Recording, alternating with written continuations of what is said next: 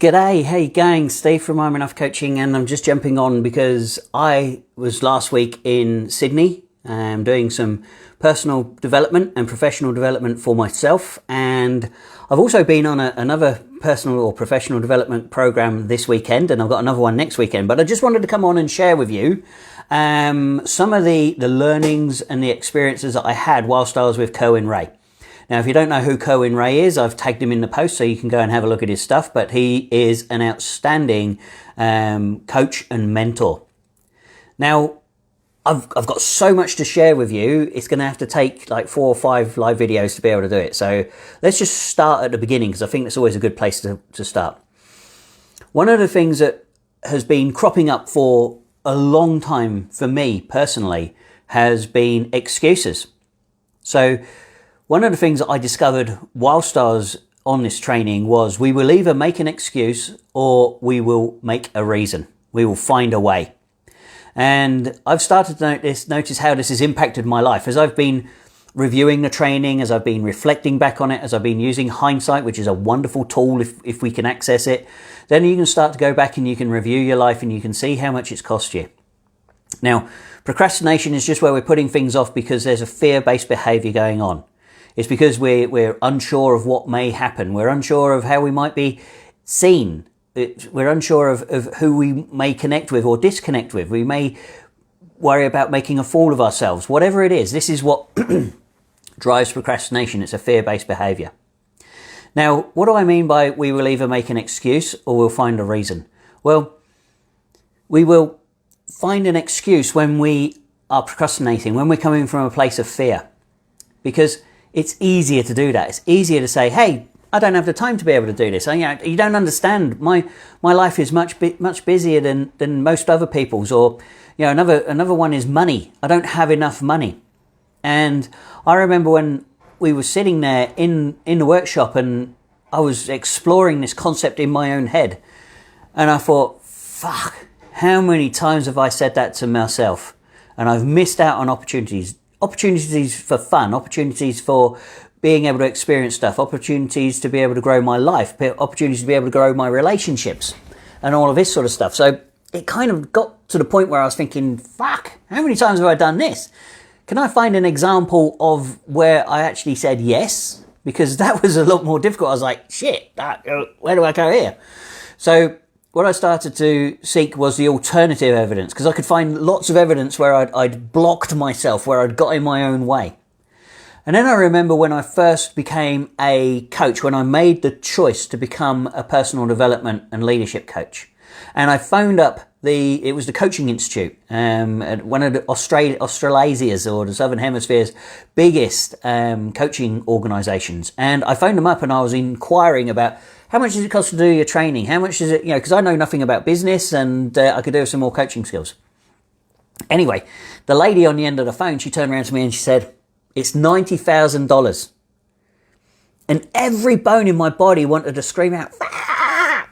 I was like, $90,000? Shit! I don't even earn that in 2 years. And at that time, I'd just been made redundant as well, so I didn't have a job. So I had all of these alarm bells going off in my head. Ding, ding, ding, ding, ding, ding, ding. Danger, Will Robinson, danger. Ah, ah, ah. And all these little voices started to come in and go, mate, you can't afford this. You can't do this. You're going to overcommit yourself. And I remember the lady on the phone saying, look, you've got all the skills. You've got all the talent. You just need to get out of your own way. And that really resonated with me and it stuck with me. Anyway, long story short, I ended up having a real good conversation with myself, a real good reality check. And I said, look, if you had the courage to be able to leave the Air Force and move to the other side of the world with just 2 bags of clothing, you've got the courage to be able to do this. Now, what are we starting to hear here? This is that inner voice. This is that little voice, that little chirping of self-confidence going, oi, you can do this. Come on, you can do it. I believe in you. That's what I started to hear, and that's what I started to tune into, because god damn, the negative voices were like screaming in my head going, no way, don't do it. And there was this little voice going, you can do it, believe in yourself. And I started to look into it and go, far out, I probably can do this. But I've got to make $90,000. That was the biggest thing for me. This was that thing around money. I don't have enough money. I'm never going to be able to make this amount of money. And then I was like, look, where there's a will, there's a way. And I've seen other people do this. So if they can do it, why can't I do it? So I said, yes. I phoned the lady back up and went, hey, yeah, I'm interested. Sign me up. And I remember putting the phone down after I signed up and went, far out. Did I really just do that? I've just committed myself to a 3-year training, $90,000, and I don't even have a job. I have no way of being able to generate that income. And I was like, fuck. That was my biggest motivator ever. That was my biggest kick up the arse. It was literally me getting one of my size 7 boots, because I've only got tinsy wincy feet, and giving it a good kick up the arse.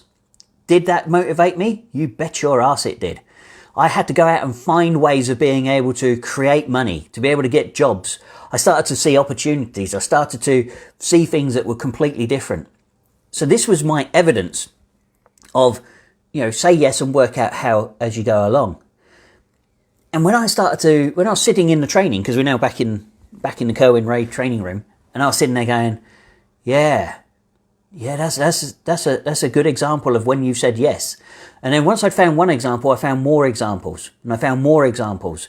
Like the decision to move to Australia and to leave the Air Force. I had a successful career in the Air Force, 26 years. It was going well. And I chose to leave that and choose a new life living down under. Probably one of the most scariest but best decisions of my life. I said yes and worked out how. I didn't have, I had lots of uncertainties. What was I going to do when I got there? How is it going to work out? I don't know. I'll work it out as I go along.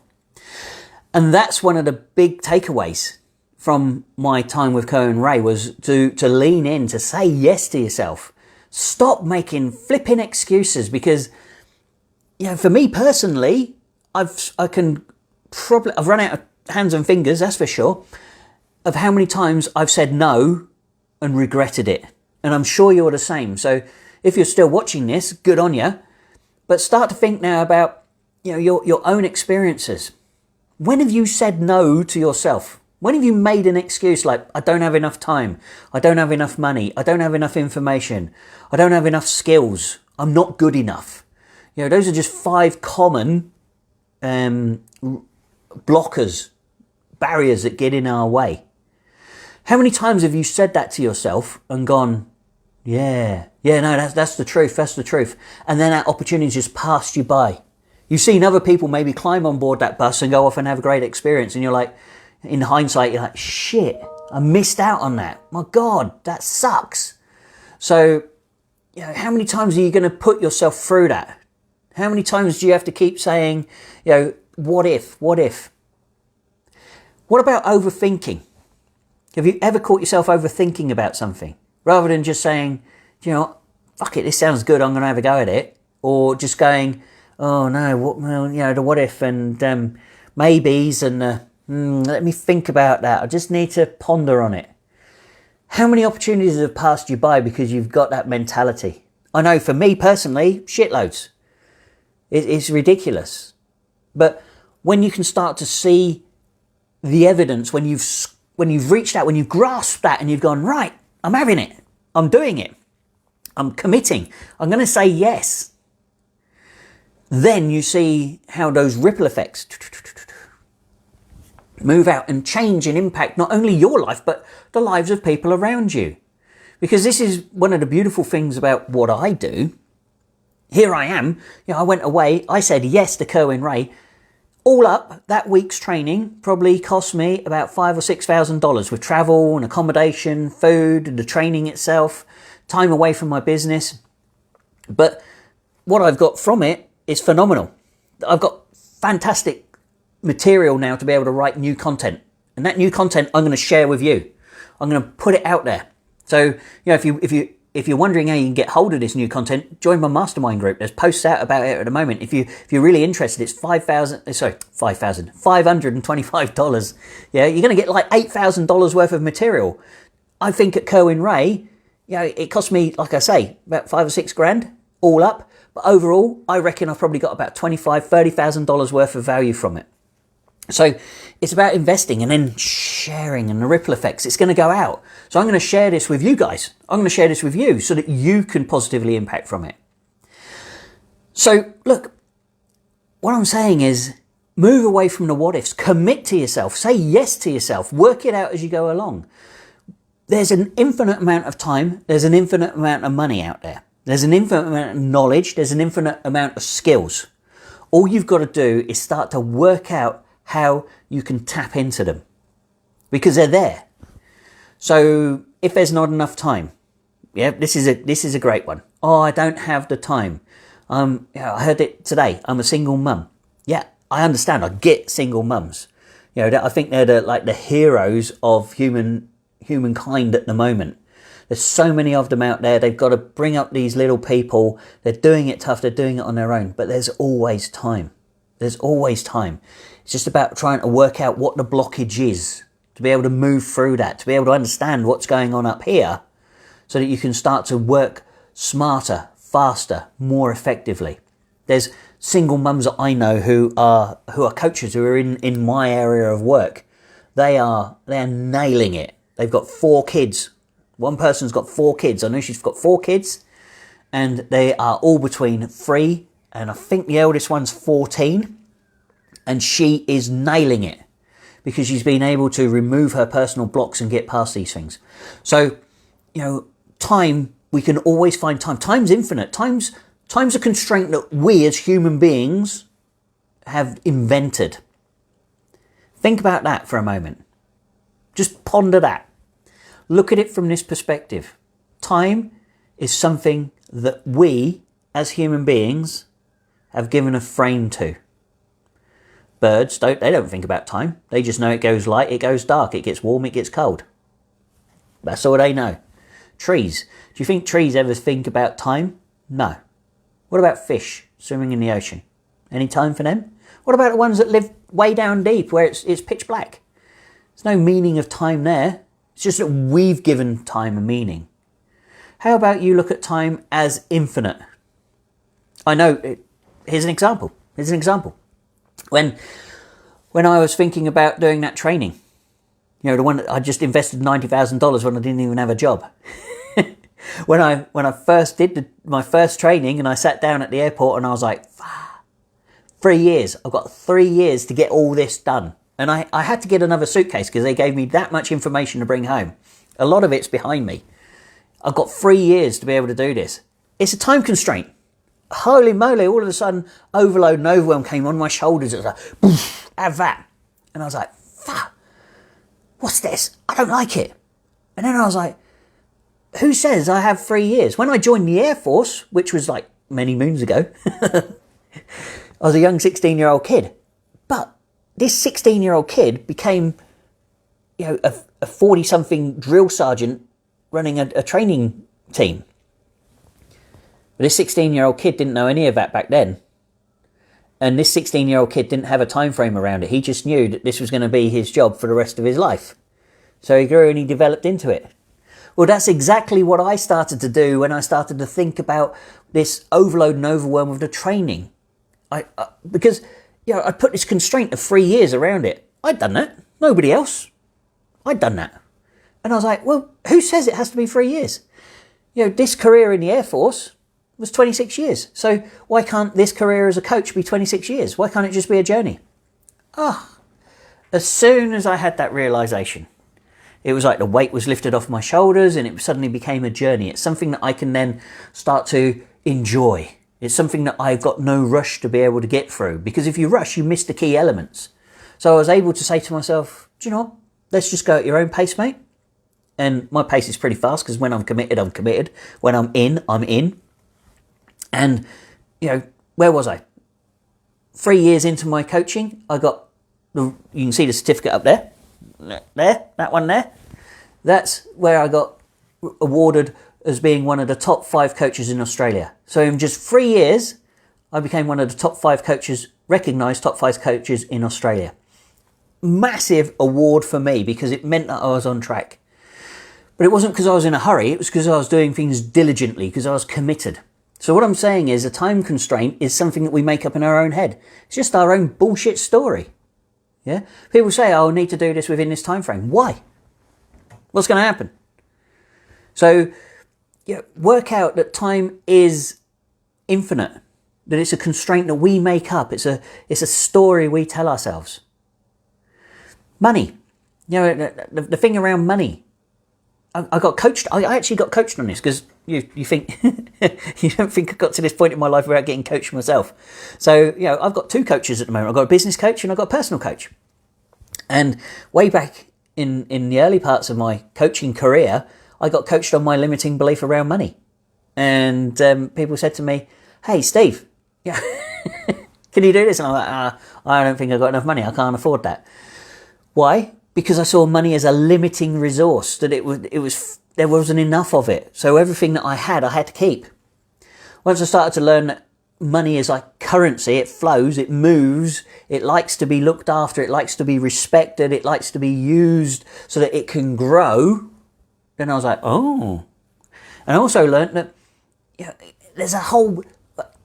How much money is in the world? I'll answer that question right now. Ask yourself, how much money is in the world?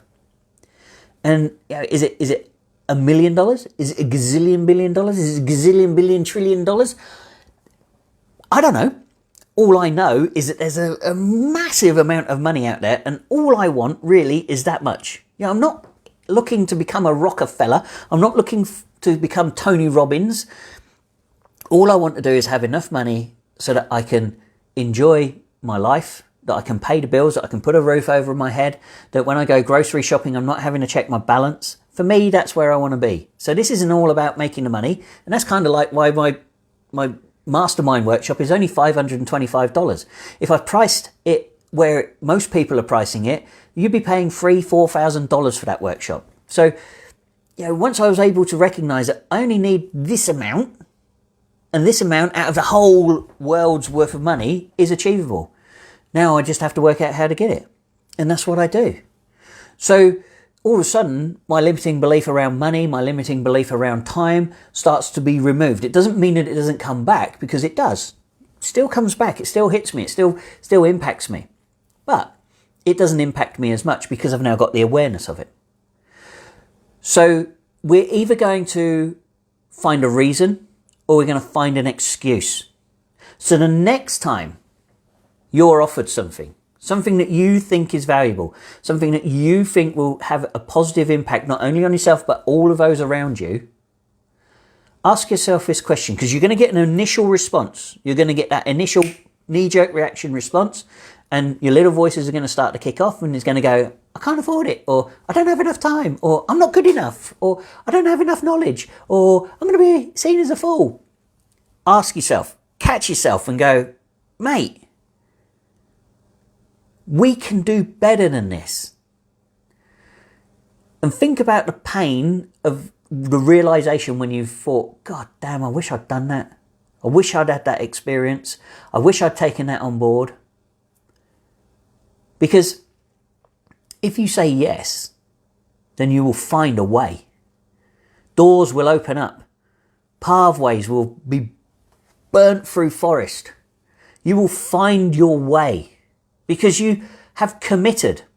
And one of the things about commitment from the human perspective is we hate to be wrong. We don't want to be wrong. We don't like it. It's horrible. So we will do our best to prove to ourselves that we made the right choice. And when we are in that frame of mind, that's when we start to recognize that we can achieve what we thought once was impossible. If you've got somebody there who's going to help you and support you, rock on. You're onto a win-win situation there. So, what are you going to do next time opportunity comes knocking at your door? Are you going to be saying an excuse? Or are you going to find a way forward? Are you going to be resourceful and say yes? Or are you going to be your usual unresourceful self and say, nah, can't afford it. Nah, don't have enough time. Nah, it's not for me. Maybe next time. Yeah, God, blimey. Number of times I've said that. Maybe next time. Have you ever been into a shop?